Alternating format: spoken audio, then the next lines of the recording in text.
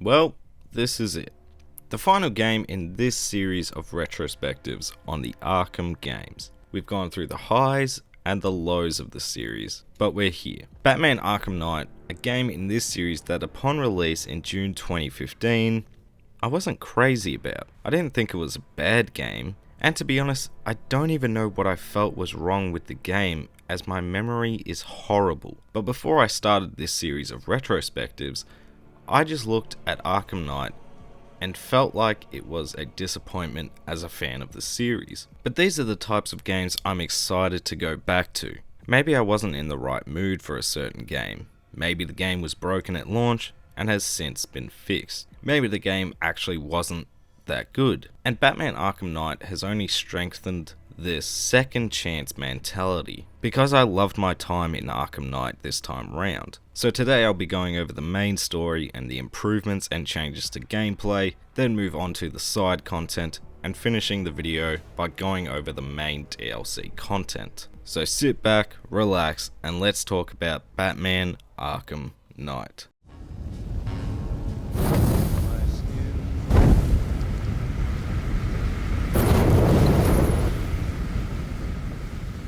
This is how it happened. This is how the Batman died. Arkham Knight is set 1 year after the events of Arkham City and the death of Joker. With the Joker gone, Gotham and its citizens have never felt safer as the crime in the city has fallen, but still many anticipating its return to Gotham. We begin the game from the perspective of a police officer entering a diner. All seeming normal.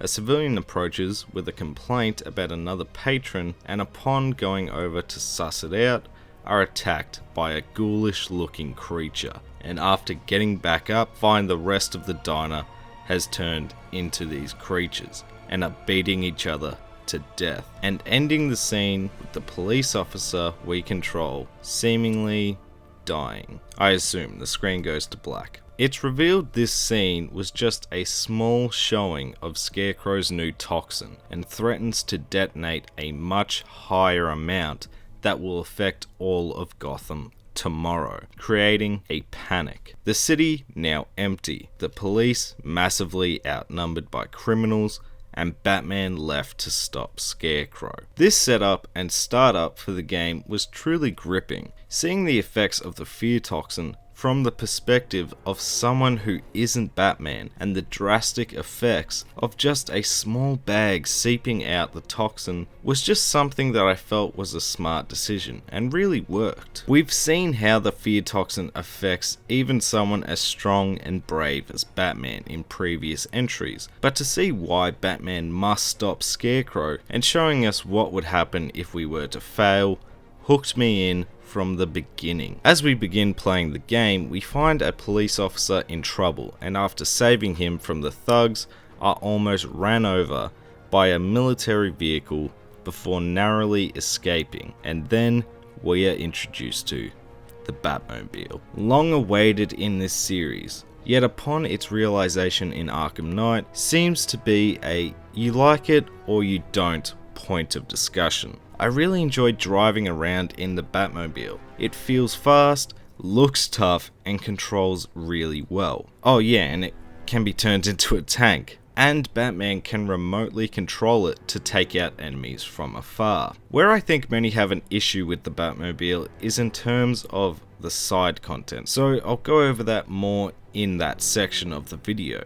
But in terms of the main game and for story purposes, I think the Batmobile was a great inclusion, and unlike Arkham City, Gotham feels primed to handle the Batmobile like it should. And I mean, it just feels good to drop off a rooftop, call the Batmobile, and glide on in. After chasing down the military vehicle and interrogating the driver, we learn about a hideout Scarecrow should be in, but all we find is Poison Ivy, captured after she'd refused to accompany the many Batman villains who had agreed to help with Scarecrow's plot. Scarecrow unleashes the fear toxin in Ivy's cage, but we learn she is immune to this toxin. This will be relevant later. Before we can take Ivy to the GCPD, we are cornered by militia tanks, conveniently unmanned, so Batman doesn't need to kill anyone. It's here I get to talk about the tank fights. In my opinion, these can be a good challenge, and as you progress in the story, these encounters become more challenging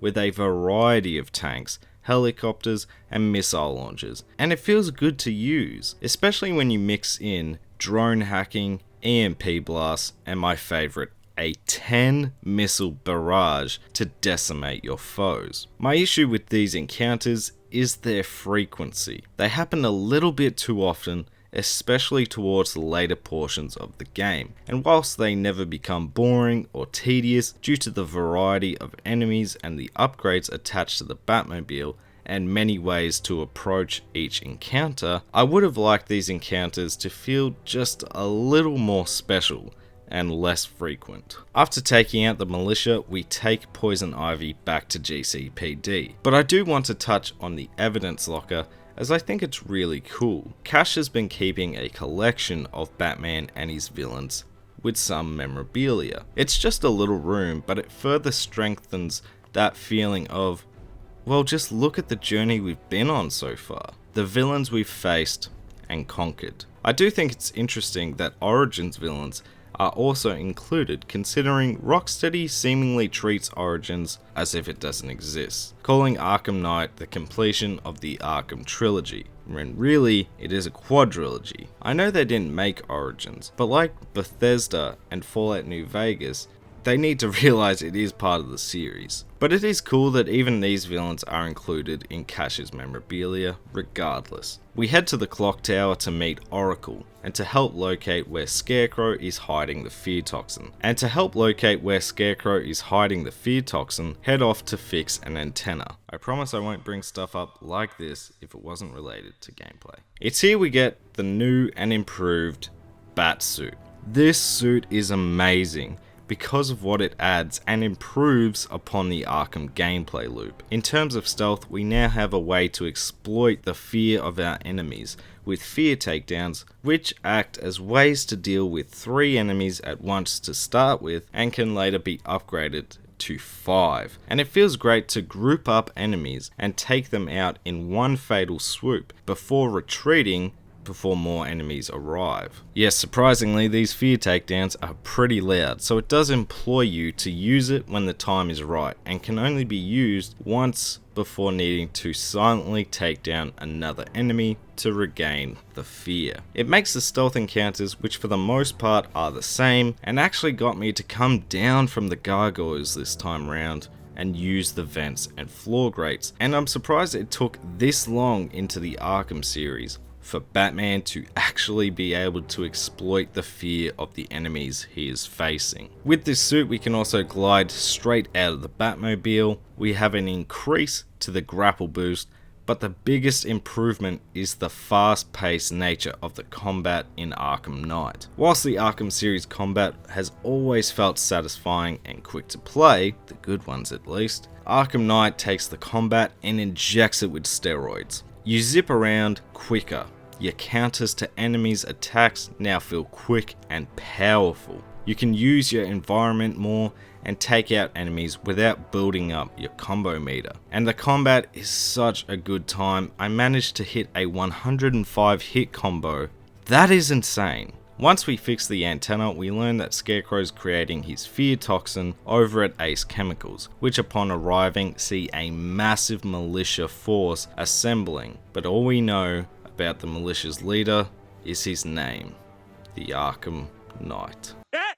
He said it! We go around Ace Chemicals saving workers to gather intel on where Scarecrow's hidden his toxin, before we try freeing one worker and are cornered by the militia and introduced properly to the Arkham Knight. The Arkham Knight claiming he knows Batman's tricks, believes he knows his next move before he's even made it, before Batman uses the Batmobile to take out the surrounding enemies before the Arkham Knight flees. We find where Scarecrow has hidden his toxin and learn that Crane has transformed the building into a toxin bomb that will not just cover Gotham, but the entire coast. While interrogating Scarecrow, he informs us that Barbara is in danger, and while trying to contact her to no avail, Scarecrow escapes, leaving Batman to try and disarm this toxin from detonating. While doing so, the building is being destroyed, and it looks like Batman will need to sacrifice himself in order to stop this bomb from going off, despite pleas from Alfred to leave. We go to pick up the last piece to disarm the bomb before this happens. Miss me? Seriously, I know it was just October, you know, the month of spooks, Halloween, all of that. But Arkham Knight has some mean jump scares in it that you don't expect because, you know, it's a Batman game. After we are confronted with Joker, the game cuts to some time earlier. We control Gordon and take on a first-person perspective as we enter a seemingly abandoned movie theater. And it's here we learn that Joker's blood did manage to slip through in certain cases around Gotham, and Batman has tracked down all 5 people who have been infected, all showing varying degrees of Joker transformations and mentalities, except for one in Henry, who seems to be the outlier of the subjects, but also we find an empty cell, and learn that Batman is the 5th subject, and is concealing his infection from others. Batman. Oh, wonderful. The fear toxin is what is triggering Batman to mentally project the Joker. And whilst we see the other subjects giving into Joker, we get to experience how difficult it is to hold him off from taking over. So yes, even though the Joker is dead, he still lives on in those infected. And in terms of how he interacts with Batman throughout the story, I loved it. Nobody serenades you but me, Bat. Take it away, boys. Take me on home to the asylum. He taunts Batman throughout the game, trying to get him to give in to the dark side and let Joker become the most powerful force of chaos Gotham has ever seen. Unfortunately though, because he does pop up so often, even showing up while someone else may be talking, it can be hard to hear what he is saying, and kind of blends into the background. Thankfully, these moments usually occur when going from point to point in Gotham, and not major plot points. But still, was a bit of a shame hearing Mark Hamill's voice talked over. I mean, have some respect. Once we come back to Ace Chemicals, we need to escape the explosion, in what is honestly a pretty badass sequence.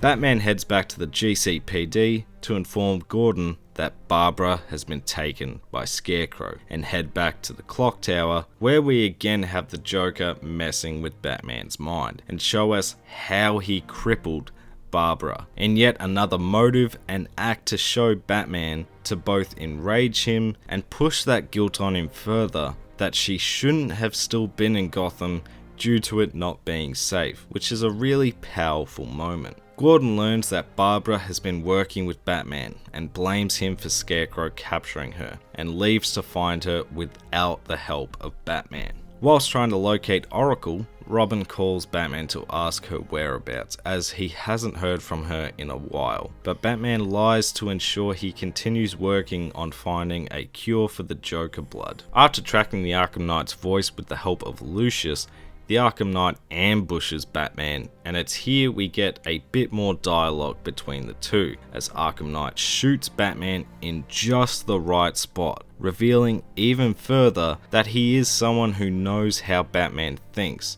and how to hurt the Dark Knight, and again, he flees. After chasing down the vehicle the Arkham Knight is in, or at least sounded like he was in, we approach the vehicle and find a standard soldier, ready for Batman's most brutal interrogation in the series yet.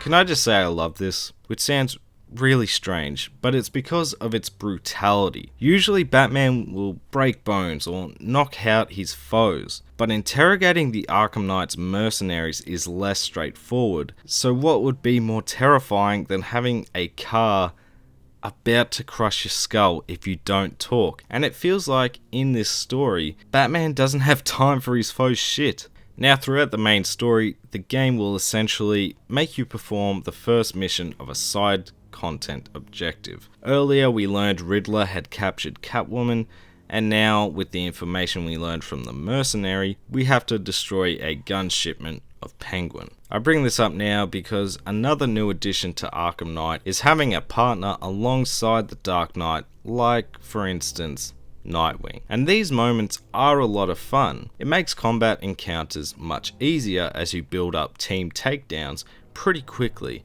and usually the characters feel like a slightly different Batman. But it feels good to beat up on bad guys with someone helping Batman for once. I also bring this up now because I won't be mentioning these objectives until, again, the side content aspect of the video. Batman learns that Scarecrow had contracted a businessman known as Simon Stagg to build him a device known as the Cloudburst, which is a device that can disperse a mass amount of fear toxin that will cover Gotham. And we head to Stagg's airship to find him. We track down Stagg and learn Scarecrow is in another airship. What is this, Mario? Anyway, we track down Scarecrow, but before capturing him, Batman is exposed yet again to the fear toxin, and the Joker momentarily takes control of Batman, trying to push him into the chaos by attempting to try and convince him to kill Scarecrow before Batman snaps out of it. Again, it's here we get to see what Joker would be like as the Dark Knight as he flaunts his new strength.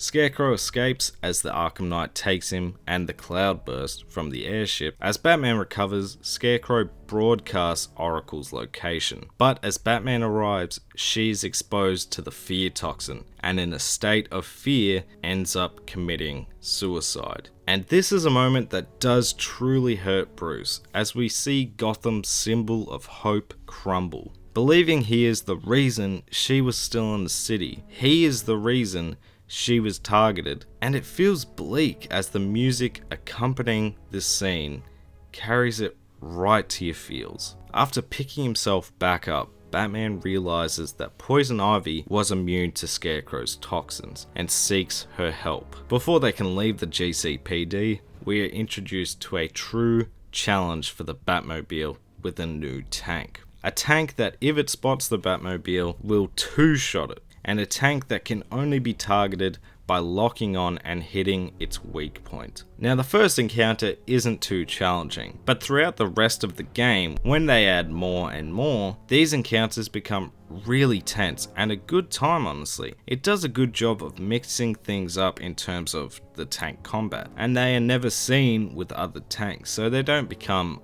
unfair. Now, we took Ivy out of holding as she believes there is a plant that will help counter Scarecrow's fear toxin in Gotham. After doing this, we head to the movie studios to check in on Robin, but when asked about Barbara, Batman lies to try and keep him at task, and we leave to go pursue the Arkham Knight and find the Cloudburst. However, while we are doing this, Harley Quinn has taken over the movie theater after learning that Joker lives on in multiple people as she is still stricken with grief over his passing, and we head there to go and help Robin take back the patience and deal with Harley. It's here we both get more variation in the team up feature, but also a new gadget with the voice synthesizer. The synthesizer is a tool to both unlock voice recognition doors, and it adds a bit of variety instead of just hacking everything. But in terms of stealth, it can be a big help in getting enemies to go where you want them to go,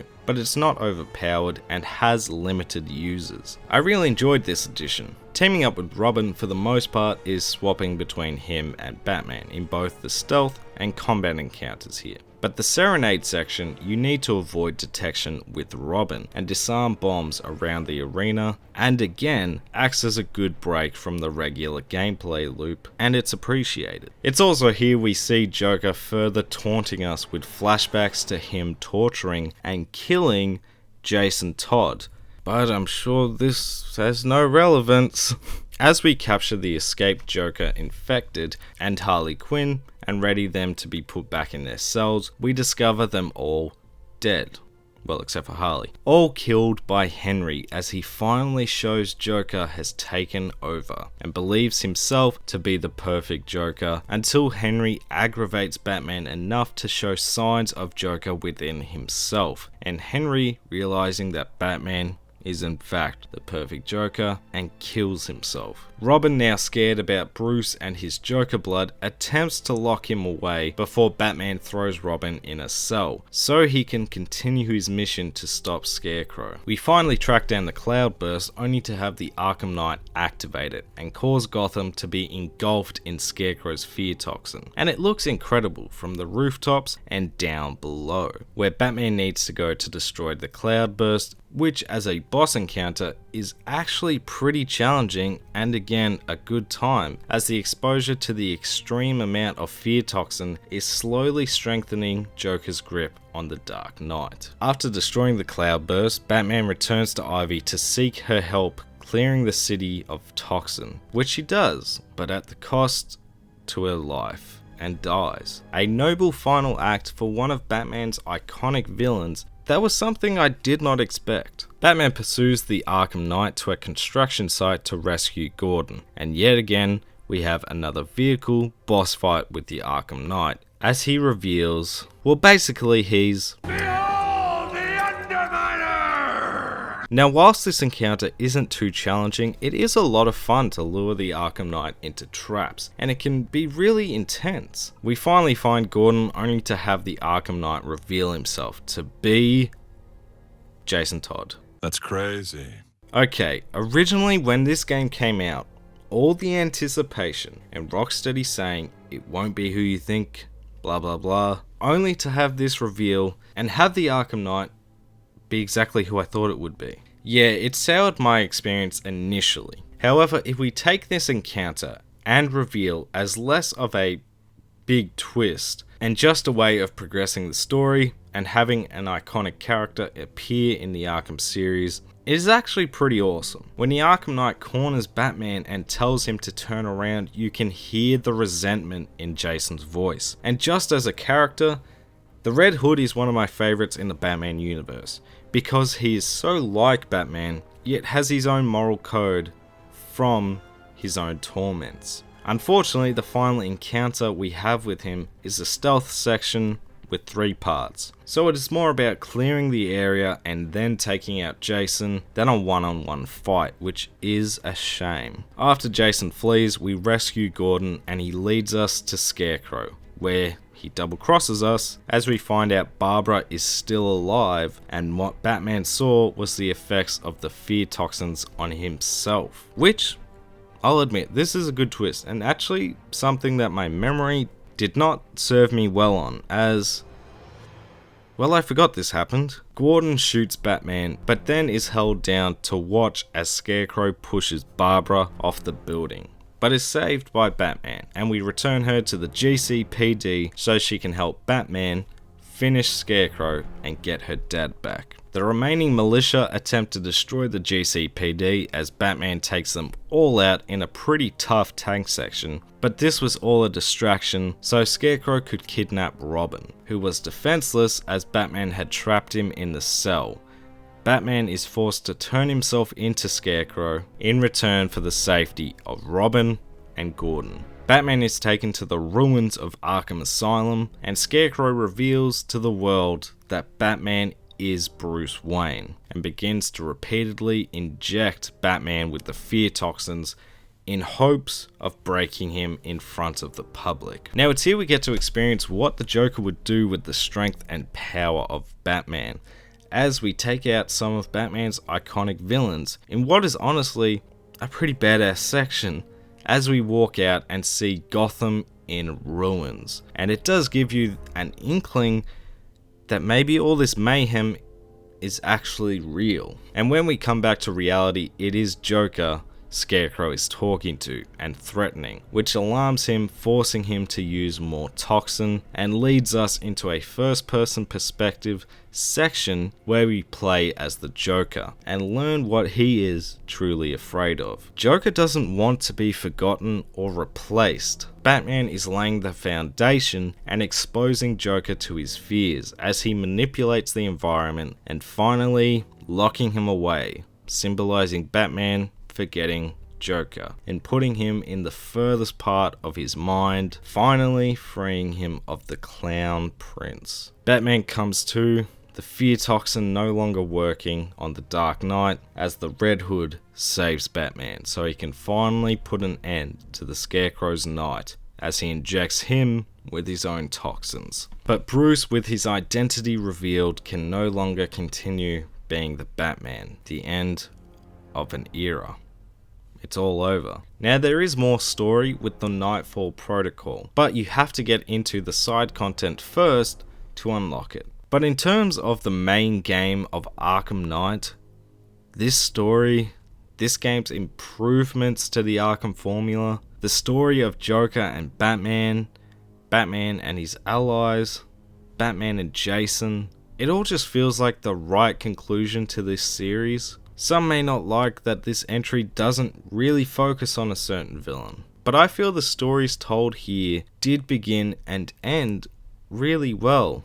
And sure, some segments of gameplay do come up a bit often, like the tank sections throughout, and the not sure if it was really a twist of the Arkham Knight being Jason Todd. But this didn't take away from the fact that I thoroughly enjoyed my time with the last entry in this series. It's a good chunk of content too, taking me just under 11 hours to complete the main game content. But the game around Arkham Knight continues further when we start talking about the game's side content.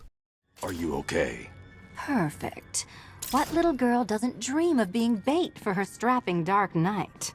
The side content here in Arkham Knight is plentiful, but unfortunately does have many tedious objectives like destroying mines, rescuing firefighters, break up roadblocks, and destroying watchtowers. The thing is, a couple of these objectives would have been fine because they are, again, good ways to break up the main game, but there are just too many of these that I began to just not bother, which is a shame because after the main game is finished, Deathstroke takes over the militia, so I didn't get to fight him. However, these objectives are nothing in comparison to the Riddler in Arkham Knight. Now when we are trying to free Catwoman and completing his specific challenges, again, these objectives are a lot of fun and a good challenge, but after we complete these and fight and he's gone, yes, again we need to complete his challenges. And he mocks you so damn much. It borderlines on being infuriating, and again, just made me not want to do these and leave the Riddler to his underground lair. To be more positive though, the rest of the side content is much better. My personal favourite is the Man-Bat side story, because there is no marker to follow to find him. You need to pay attention to Screeches and,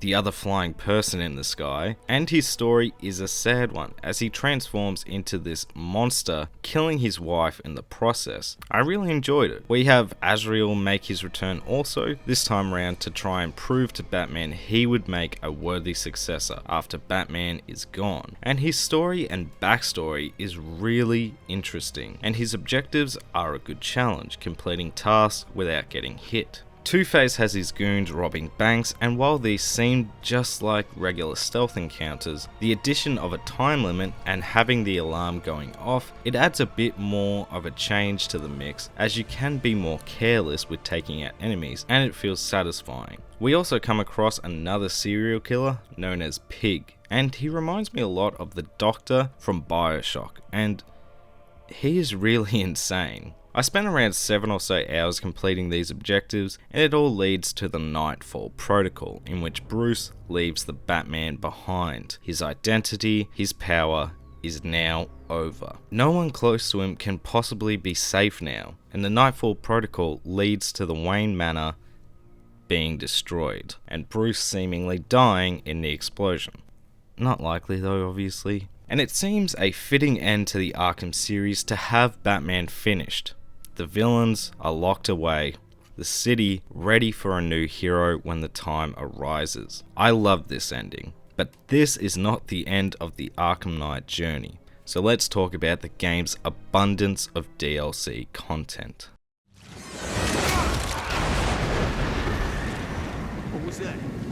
Okay, there is a bit to go over here, so I'll start with the Season of Infamy Most Wanted expansion, because it is extra missions within the main game. Season of Infamy sees Batman face off against the Mad Hatter, Mr. Freeze, Ra's al Ghul, and Killer Croc, and it succeeds about 50% of the time. Unfortunately, as much as I've loved the Mad Hatter encounters in previous entries, here it revolves around rescuing police officers around the city and escaping a storybook. It just doesn't have that same punch as the previous entries, and whilst I did enjoy the storybook aesthetic at the end, overall this was a letdown. Ra's al Ghul's missions fare a bit better, as we are put in the middle of a civil war between the assassins, as they fight over whether or not to revive Ra's yet again, and can decide which side we fall under. I decided not to give Ra's any more of the Lazarus Pit, and let him finally succumb to his injuries, and overall was a good extra objective. Next up is Killer Croc, as he has escaped from the airship prison known as Iron Heights, and this one is pretty 50-50. In the beginning, it looks as if this mission will take a survival horror / thriller vibe to it, as Killer Croc is taking out the prison staff in pretty terrifying ways, and the story around Croc and being experimented on is a good one. But Rocksteady wastes this thriller vibe very quickly, as Croc is only really seen towards the end of the mission, which sucks. Finally, we have Mr. Freeze, as he is being targeted by the militia and they have captured his wife Nora. Freeze urging Batman to get her back before she comes out of her stasis. Batman coming too late and she awakens. Seeing Nora and Freeze go back and forth over what is best, and Nora convincing Freeze to let her live the rest of her life, and in general, this is probably the best DLC in this pack. I really enjoyed seeing this connection between the two. Now, in regards to the rest of the DLC content, while initially it looks like a good chunk of content, it should only take you a couple of hours to complete all of it, and this is because they are very short. Sort of nothing stories except for the Batgirl content. These experiences are just playing a different character put in stealth and combat situations, but they are still fun to play. My favourite being the Red Hood, for the simple fact that when you take out enemies, you are actually killing them. It adds that extra layer to these encounters that I enjoyed. Now, A Matter of Family is the story-based DLC content in which we go between Batgirl and Robin, going after Joker, and I love their dynamic together, as they are a couple fighting crime together. And we do get to see Robin's insecurities on display, and how Barbara helps bring him back to Earth and boost his confidence. It's on a small map with the same gameplay loop, but it is still fun to play. Unfortunately, it also is a little short, only taking me around 50 minutes to get through. Overall, while playing the DLC content, I did have a good time, but looking back, it is a little disappointing. It seems as though many of these extra stories and missions didn't get enough time to cook in the oven, and because of this, we don't get these experiences to hit their full potential. But whilst this season pass was $60 at release, and for that price it isn't worth it, now it is only around $20, and for that, to spend more time with the Arkham gameplay, I'd give them a go, but just don't get your hopes up for fully fleshed out experiences. Turn around.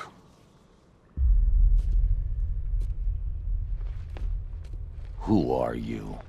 Batman Arkham Knight was a far better game than I remembered it being. The main game content, the story of Batman coming to an end, and one last night out is a good one. The gameplay improvements made this the best game in the series to play. Whilst the story can be predictable at times, the gameplay with the Batmobile happening a little too often but neither of these were a hindrance on my experience on the whole. It is, however, the game's side content and DLC that are a little bit of a letdown with their repetition or just not well fleshed out ideas, but do have some highlights still among these. Regardless, I got around 20 hours of content out of Arkham Knight, and it did fly by. While I don't think it bests Arkham City or Asylum, it is still a great game in its own right, and a game I do recommend revisiting. It may just surprise you.